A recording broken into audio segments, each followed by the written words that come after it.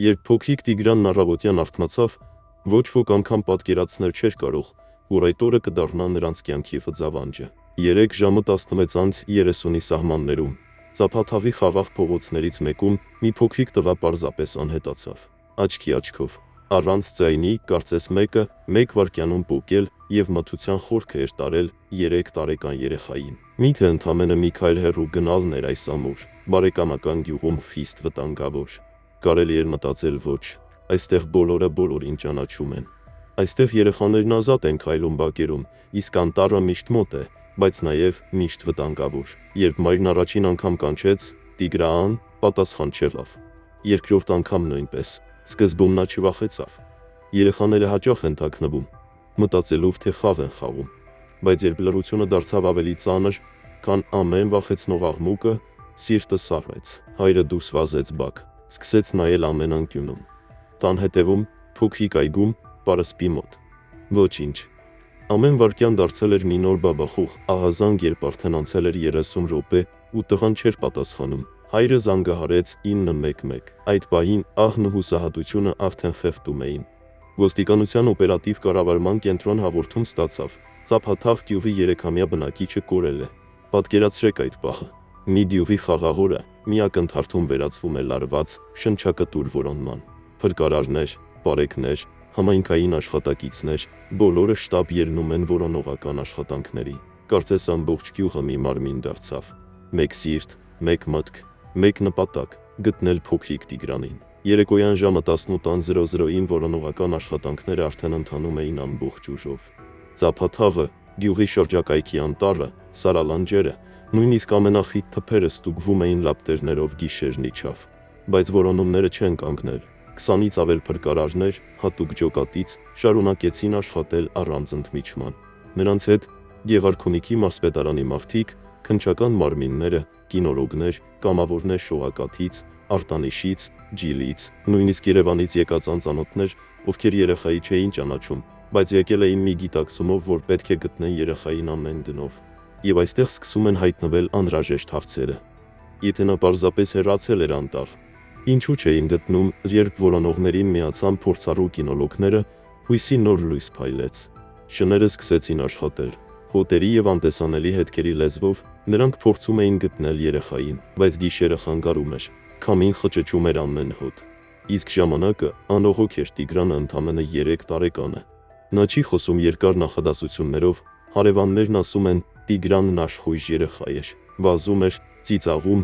բայց միշտ աչքի տակ։ Միթե այսօր աչքի տակից փախել էր, թե ինչ-որ մեկը նրան ուղղակի վերցրել էր ձեռքերի վրա ու տարել։ Ինչ ուժ,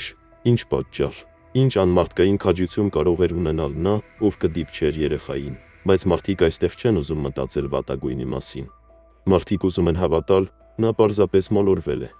Պարզապես սպասում է, որ մի ծանոթ ձայն իրեն կկանչի։ Ու մի պարզ պատկեր, փոքրիկ Տիգրան նստած է մի ծառի տակ, լաց լինելիս, մրսած, բայց ողջ։ Այդ պատկերն է պահում նրանց ոտքերը կանգնելուց։ Ստվերները երկարում են։ Գյուղը լուռ է։ Որոնումները խորանում են անտառ։ Բայց ամեն անցնող վայրկյան փոխում է հավանականությունները։ Ինչ-որ մեկն ասում է, եթե այդքան ժամ անցել է, ինչ-որ մեկը պետք է ինչ-որ բան տեսած լիներ, բայց ոչ ոք ոչինչ չի տեսել, և այդ փաստը դառնում է ամենավտանգավոր ազդանշանը։ Գիշերվա մեջ քայլող փրկարարների լապտերները կարծես միակ կենդանի լույսն էին, որ պայքարում էին խավարի դեմ։ Յուրաքանչյուր ճառագայթ փնտրում էր փոքրիկ դեմք, փոքրիկ ձեռք, փոքրիկ հետք։ Բայց խավարը չէր բացում իր գաղտնիքները։ Կարծես անտառը փակել էր բերանը։ Ոստիկաններն ու քննչական մարմնի ներկայացուցիչները արդեն սկսեցին քննարկել բոլոր հնարավոր տարբերակները։ Մոլորվել է, թե ինչ-որ մեկը գողացել է երեխային։ Ստիպում է արդյոք ինչ-որ պահ։ Բա եթե նա երբեք անտառ չի հասել, եթե նա անհետացել է հենց գյուղի սահմաններից ներս։ Այդ միտքը սառեցնում է արյունը, երբ վերջին անգամ տեսան Տիգրանին, ով էր կանգնած մոտակայքում։ Երեխան միայնակ էր, թե ինչ-որ մեկի հետ։ Միգուցե ինչ-որ մեկի մեքենան նշմարվեց մեկ փողոցից այն կողմ։ Այդ հարցերը չեն ասվում բարձրաձայն, բայց դրանք խեղդում են բոլորին։ Երբ ոստիկանը ցույց տվեց, որ արդեն անցել է 6 ժամ երեխայի անհետացումից, ժամանակի ծանրությունը ճնշեց բոլորին։ Առաջին հույսը, որ նա պարզապես մոլորվել է, սկսեց կոտրվել։ Իսկ կոտրվող հույսը ամենավտանգավոր բանն է։ Քանի որ եթե չկա հույս, մնում է միայն վախը։ Անտառը, որ ցերեկը թվում էր ծանոթ եւ անվտանգ, գիշերը վերածվում է անծայր թակարդի, թող այդտեղի ամեն ծառ ունի մի առեղծված, ամեն արմատ մի թաքուն դաժան պատմություն։ Մութը կուլ է տալիս անգամ փրկարարների ճիչը, Տիգրան, պատասխանը չկա։ Մայրը սկսում է հիշել ամեն մանրուք, նույնիսկ ամեն անիմաստ շարժում։ Նա հիշում է Տիգրանը այդ օրը ավելի շատ էր ծիծաղում, ավելի արագ էր վազում։ Միգուցե դա նշան էր, միգուցե ինչ-որ բան նրան դուրս էր կանչել։ Ինչը։ Ում, ինչպես քրեական ոստիկանները շրջում են տներով, արձաքննում են հարևաններին, ոչ ոք ոչինչ չի տեսել, բայց բոլորը գիտեն մի բան. երեխան չի կարողացել պարզապես անհետանալ, նրա փոքր ոտքերը չեն կարող անցնել տասնյակ կիլոմետրեր, նա չի կարող գնալ անծանոթ տարածքով առանց որևէ հետքի։ Այս բոլոր հանգամանքները մղում են ամենադաժան կասկածը՝ մարդկային միջամտություն։ Մայրը աղաչում էր ամեն անցնողին աչքով նայել յուրաքանչյուր թփի տակ։ Հայրը արդեն հրաժարվել էր խոսելուց, նրա աչքերը միայն մի ուղղությամբ էին նայում՝ դեպի անտառ։ Չկար խոսք, որը կթեթևացներ այդ դժոխք զգացումը։ Եթե բառերը չէին օգնում գտնել իր երեխային, ապա դրանք անիմաստ էին։ Քիչ հետո գյուղում լուրը տարածվեց, կինոլոգները մի հոտ են բուրսացել, բոլորն էլ կանգ առան։ Դա առաջին լուրջ հողմ էր, որ կարող էր հույս բերել։ Բոլորը շրջվեցին դեպի այն ուղղություն, ուր շները քարշ էին տալիս իրենց կողմնակիցներին։ Սրտերը սկսեցին արագ բաբախել, գուցե վերջապես։ Բայց այդ հույսը տևեց ընդամենը մի քանի վայրկյան։ Շները կանգ առան անտառում մի տեղում, որտեղ ոչ մի հետք չկար, ոչ հագուստ, ոչ խաղալիք,